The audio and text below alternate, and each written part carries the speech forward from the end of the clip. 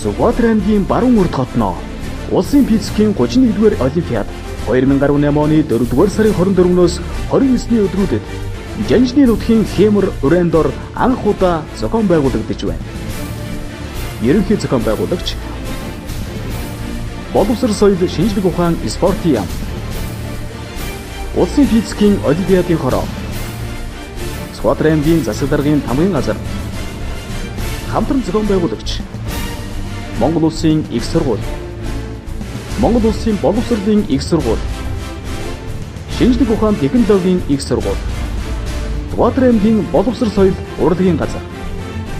Шинжлэх ухааныг дэмжигч Шинжлэх ухааны академи, физик технологийн хүрээлэн, Монголын физикийн нийгэмлэг, физик байгалийн ухаан боловсролын төв.